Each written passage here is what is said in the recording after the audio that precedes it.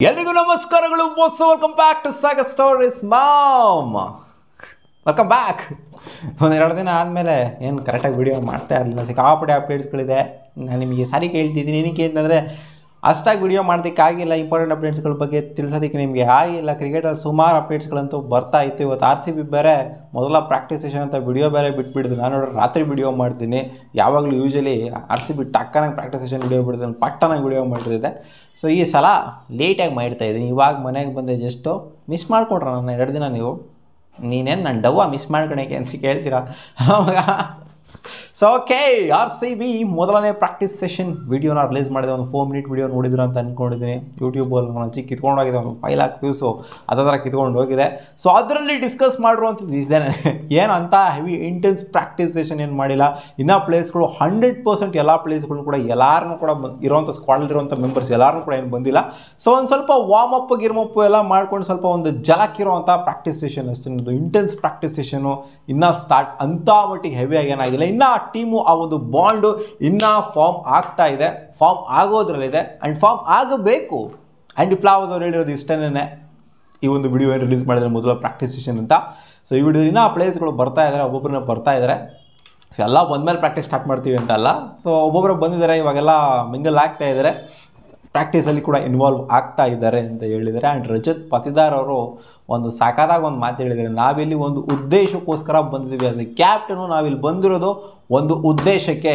ಆ ಉದ್ದೇಶನ ನಾವು ಸಾಧ್ಯ ಮಾಡೋಣ. ಇಷ್ಟು ವರ್ಷ ಆಗಿಲ್ಲ, ಇವಾಗ ಸಾಧ್ಯ ಮಾಡೋಣ ಆ್ಯಂಡ್ ಒಳ್ಳೆ ಮೆಮೊರಿನ ಕ್ರಿಯೇಟ್ ಮಾಡೋಣ ಅಂತ ಆಸ್ ಎ ಕ್ಯಾಪ್ಟನು ಇರೋ ಬರೋ ಪ್ಲೇಯರ್ಸ್ಗಳಿಗೆಲ್ಲ ಹೇಳಿದ್ದಾರೆ. ಆ್ಯಂಡ್ ಇಲ್ಲಿ ಮೆಚ್ಚಬೇಕಾಗಿರೋದನ್ನು ಅಂದರೆ ರಜತ್ ಪತಿದಾರ್ ಹೇಳಿದ್ದಾರೆ, ಸುಮಾರು ಜನ ಲೀಡರ್ಸ್ಗಳಿದ್ದಾರೆ ಇಲ್ಲಿ. ಸೈಯದ್ ಮುಷ್ತಾಕ್ ಅಲಿ ಟೂರ್ನಮೆಂಟಲ್ಲಿ UPಗೆ ಕ್ಯಾಪ್ಟನ್ ಆಗಿದ್ದಂಥ ಭುವನೇಶ್ವರ್ ಕುಮಾರ್ ಆಗಿಲ್ಲ, ಯಾರೋ ಬಂದುಬಿಟ್ಟಿದ್ದಾರೆ. ಕೃಣಾಲ್ ಪಾಂಡ್ಯ ಆಗಿರಲಿ, ಬರೋಡಾ ಕ್ಯಾಪ್ಟನ್ ಆಗಿದ್ದಂಥವ್ರು, ಇನ್ನು ಜಿತೇಶ್ ಶರ್ಮಾ ಆಗಿರಲಿ, ಸುಮಾರು ಲೀಡರ್ಸ್ಗಳಂತೂ ಇದ್ದಾರೆ. ಇದರಲ್ಲಿ ಜೂನಿಯರ್ ಲೀಡರ್ಸ್ಗಳು ಇದ್ದಾರೆ, ಸೀನಿಯರ್ ಲೀಡರ್ಸ್ಗಳು ಕೂಡ ಇದ್ದಾರೆ. Virat Kohli for that matter example.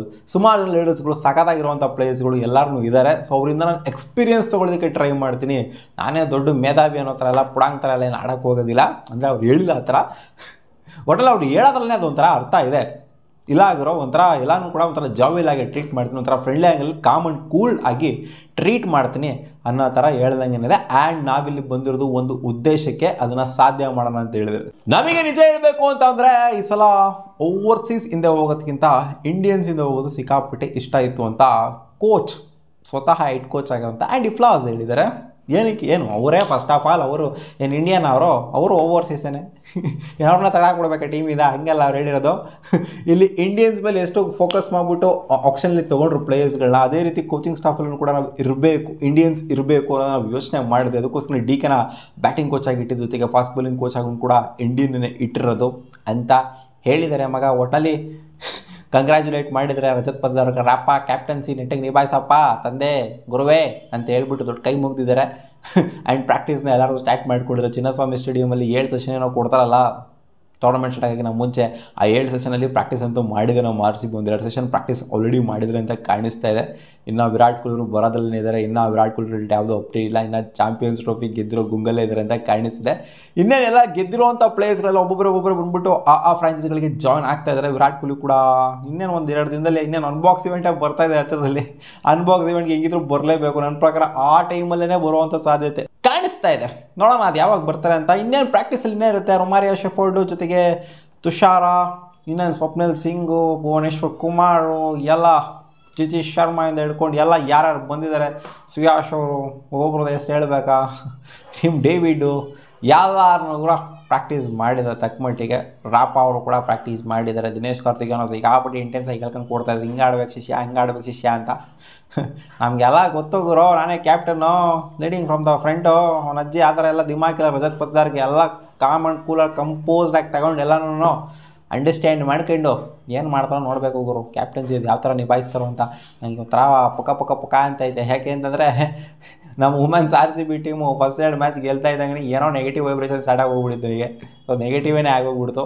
So Rajat Patidar ಅವರು ಕಾಮ್ ಆ್ಯಂಡ್ ಕೂಲ್ಡಾಗೆ ಕಂಪೋಸ್ಡಾಗಿ ನಾನು ಹ್ಯಾಂಡ್ಲ್ ಮಾಡ್ತೀನಿ ಅಂತ ಹೇಳಿದ್ದಾರೆ. ಸೊ ಇದು ಯಾಕೋ ನನಗೆ ಕಾಮ್ ಆ್ಯಂಡ್ ಕೂಲ್ಡಾಗಿ ಇವರು ಕಂಪೋಸ್ಡಾಗಿ ಹ್ಯಾಂಡ್ಲ್ ಮಾಡ್ತಾರ ಅಂತ ನನಗೆ ಡೌಟ್ ಹೊಡಿತಿದೆ. ಯಾಕಂದರೆ ಇಂಡಿಯನ್ ಪ್ಲೇಯರ್ಸ್ಗಳನ್ನ ಇವರು ಡೊಮ್ಯಾಸ್ಟಿಕಲ್ಲಿ ಹ್ಯಾಂಡಲ್ ಮಾಡೋದಕ್ಕೂ ಈ ಥರ ಇಂಟರ್ನ್ಯಾಷನಲ್ ಪ್ಲೇಯರ್ಸ್ಗಳನ್ನೆಲ್ಲ ಹ್ಯಾಂಡಲ್ ಮಾಡೋದು ಸಿಕ್ಕಾಪಟ್ಟೆ ಡಿಫ್ರೆನ್ಸ್ ಇರುತ್ತೆ. ಬಟ್ ರಜತ್ ಪತಿದಾರ್ ಮಾಡೋಕ್ಕಾಗಲ್ಲ ಅಂತ ಹೇಳಿದೆ ಇಲ್ಲ. ಸೊ ಇನ್ನು ಕಲೆ ತುಂಬ ಆಯ್ತು ರಜತ್ ಪತಿದಾರರು. ಆ ಸ್ಟ್ಯಾಂಡರ್ಡ್ಸೇ ಬೇರೆ, IPL ಅಂತ ಸ್ಟ್ಯಾಂಡರ್ಡ್ಸ್ ಏನಿವೆ ಬೇರೆ.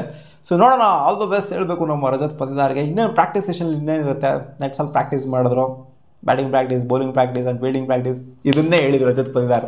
ಇನ್ನೇನು ಪ್ರಾಕ್ಟೀಸ್ ಏನು ಮಾಡಿದೆ ಅಂತ ಕೇಳಿದ್ರಲ್ಲಿ, ಪ್ರಾಕ್ಟೀಸ್ ಇನ್ನೇನು ಬ್ಯಾಟಿಂಗ್ ಬೌಲಿಂಗ್ ಫೀಲ್ಡಿಂಗ್ ಎಲ್ಲ ಪ್ರಾಕ್ಟೀಸ್ ಮಾಡಿದ್ವಿ ಅಂತ ಹೇಳಿದ್ರು ಅಷ್ಟೇ. ಬ್ಯಾಟಿಂಗ್ ಬೌಲಿಂಗ್ ಫೀಲ್ಡಿಂಗ್ ಇನ್ನು ಡೀಟೇಲ್ಡಾಗಿ ಏನಾದ್ರು ಪ್ರಾಕ್ಟೀಸ್ ಸೆಷನ್ ಬಗ್ಗೆ ವಿಡಿಯೋ ಬಿಟ್ಟರೆ, ಸೆಷನ್ 2 ಬಗ್ಗೆ ಏನಾದ್ರು ವಿಡಿಯೋ ಬಿಟ್ಟರೆ ಖಂಡಿತ ಮಾಡ್ತೀನಿ.